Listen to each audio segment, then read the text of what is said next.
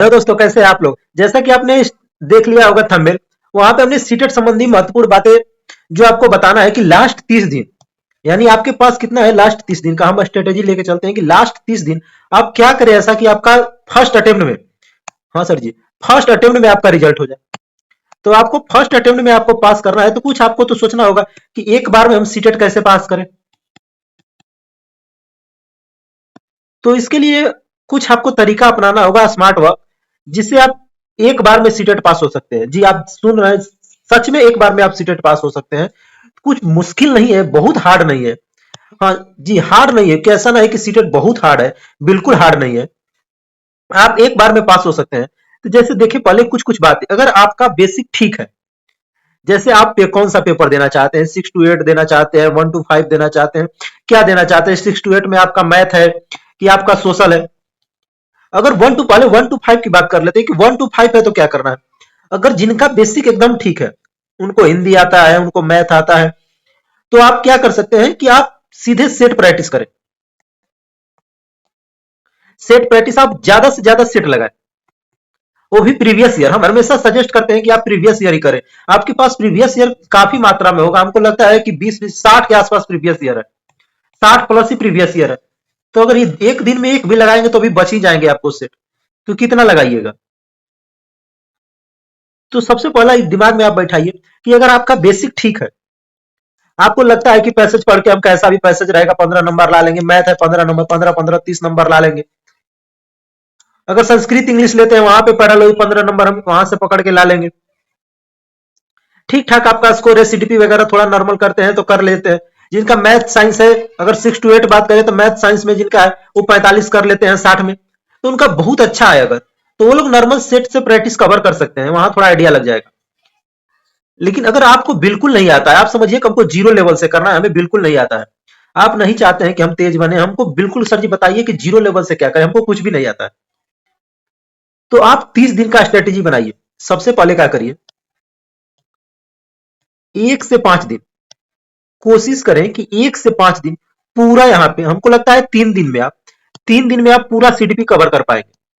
हाँ, आपको टाइम देना पड़ेगा। 3 दिन अगर आप बस ध्यान से पढ़ेंगे, 3 दिन मात्र, तो आप पूरा सीडीपी कर पाएंगे। जैसे ही पूरा सीडीपी करेंगे तो वहां पे सीटेट का प्रैक्टिस सेट में सीडीपी बस करना चालू कर दीजिएगा। जैसे आपने 3 दिन में शुरुआत किया और 3 दिन में आपने पूरा सीडीपी खत्म किया, तो आप क्या करें कि प्रैक्टिस सेट सीडीपी का चालू कर दें।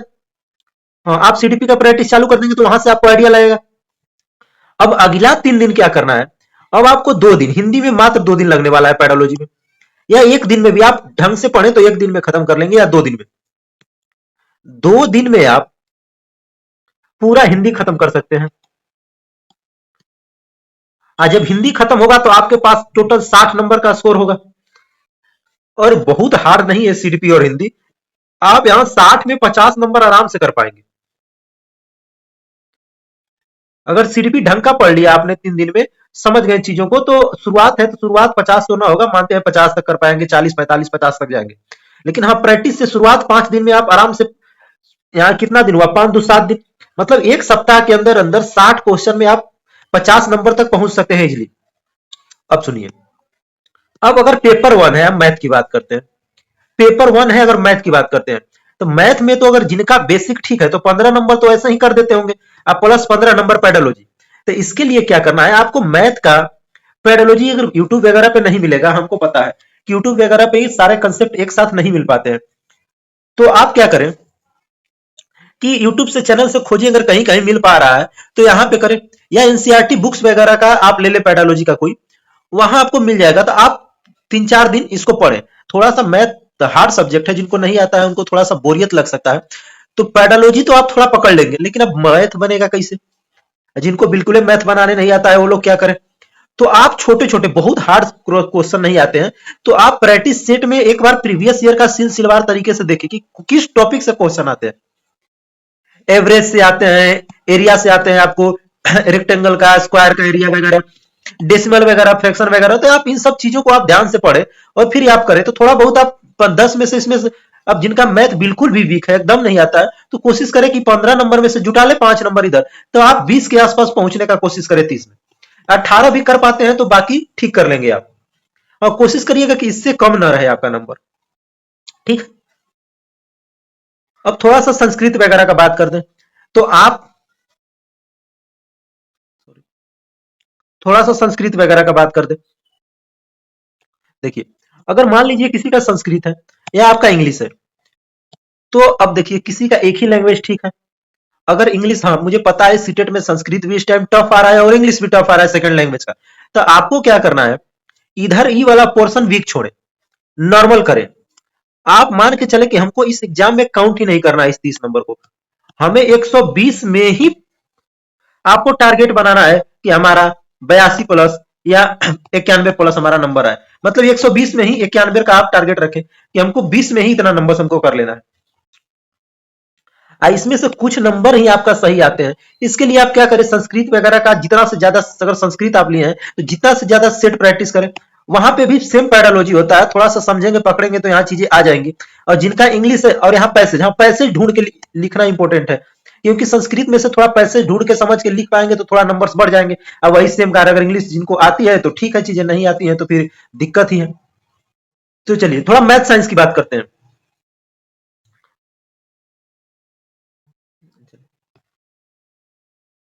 अब देखिए, मैथ वाले और साइंस वाले और सोशल वाले, सर जी आप लोगों के लिए अगर आपका ही सब्जेक्ट है, मैथ चुने हैं या सोशल चुने हैं तो ये आपका सब्जेक्ट, कोशिश करें कि आप अपने सब्जेक्ट में 40-45 कर पाए 60 नंबर में। अगर 40-45 कर लेते हैं तो 45 तो सीधे यही हो जाता है 6 to 8 में। अगर आपका ठीक सब्जेक्ट रहा, आपने साइंस सेक्टर से है, सोशल सेक्टर से है, तो 40-45 अगर आप कर पा रहे हैं तो भाई यहां तक तो, अगर हिंदी में मुश्किल से आपने भी अगर हिंदी में अगर 20 भी कर लिया तो कितना हो गया, 65 हो गया।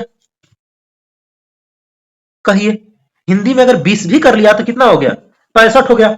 आज सीडीपी में भी 20 भी कर लिया तो कितना हो गया, 85 हो गया। तो 10 नंबर भी 5 नंबर में भी संस्कृत से नहीं आएगा, हम कम कम नंबर जोड़ रहे हैं, तो यहां आराम से आप पास हो सकते हैं। अब वही कंडीशन है सोशल और साइंस के लिए, कि अगर आप सोशल और साइंस में है तो भाई अपने सब्जेक्ट में पकड़ मजबूत करिए ना। यहाँ पे एनसीईआरटी की चीजें पढ़ जाए, आप सब जगह मिल जाएगा एनसीईआरटी का कॉन्टेक्ट, और वहां से कंटेंट पढ़े आप, फिर यहाँ पे आप प्रैक्टिस सेट में सुधार करें। तो आप कोशिश करें कि इस 15 से 20 तारीख तक, आप कोशिश करें कि 15 तारीख तक, जी सर, आप कोशिश करें कि 15 तारीख तक आपका पूरा सब्जेक्ट को पढ़ जाए। हमने कहा कि बस 3 से 5 दिन आपको सीडीपी पढ़ने में लगेगा। एक बार हम फिर से लिख देते हैं, 3 से 5 दिन आपको सीडीपी पढ़ने में लगेगा, 2 दिन आपको हिंदी पढ़ने में लगेगा, और मान लेते हैं 5 to 7 दिन हुआ, और 7 दिन अगर टाइम देते हैं मान मैथ वगैरह के लिए, अदर पैडोलॉजी के लिए, तो इतना काफी है, सफिशियंट है। इसके बाद पूरा सेट चालू कर दीजिए बनाना, मार्केट से सेट। अब सेट बनाना बड़ी बात नहीं है, सबसे इंपॉर्टेंट बात यही है कि सेट बनाना बड़ी बात नहीं है। आप देखें कि सेट में पूछा क्या जा रहा है। क्या हमने पहले वाला सेट बनाया था, जो पियाजे से क्वेश्चन या वाइगोस्की से क्वेश्चन किया था, आगे वाला सेट में वाइगोस्की से क्वेश्चन आ रहा था, हम उसको बना पा रहे हैं? अगर बना पा रहे हैं तो कंसेप्ट ठीक है, नहीं बन पा रहा है तो इसका मतलब कि हमने ढंग से नहीं पढ़ा, मेरे अंदर अभी समझदारी नहीं आई है। तो आप फिर से कोशिश करें कि चीजों को पढ़ें। क्वेश्चन गलत होता है किसी चीज से, आपसे पियाजे से क्वेश्चन गलत, आप फिर से थियरी पढ़े ना पूरा, क्योंकि जब तक समझदारी, सीटेट समझदारी चेक करता है ना, जब तक पैडालॉजी को पकड़ने का समझदारी नहीं आएगा तब तक नहीं होगा। सोचेंगे कि सेट से रट लेंगे कि यहाँ पे निज वाक आ गया, अहम वार्ता आ गया, ही रहेगा, केवल रहेगा, नहीं वाला रहेगा, तो ये सब अब नहीं आता क्वेश्चन भाई, ऐसा अब नहीं आता। आप नहीं पास हो पाएंगे टैग वर्ड से।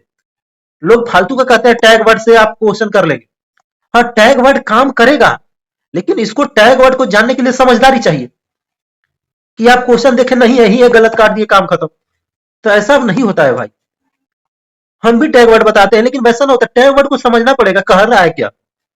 ऑप्शन को पढ़िए ध्यान से, नहीं कह रहा है कि पॉजिटिव सेंस में ले रहा है कि नेगेटिव सेंस में क्वेश्चन ले रहा है, कि ऑप्शन देख के डायरेक्ट टैग वर्ड लगा दिए तो गलत हो जाएगा, नहीं करना है वो काम। अभी भी टाइम है, अभी कुछ ज्यादा ना है, 1 महीने से भी ऊपर का टाइम है, सफिशियंट है टाइम, इतना काफी है। आप 10 दिन 15 दिन में पूरा थियोरी पढ़ सकते हैं,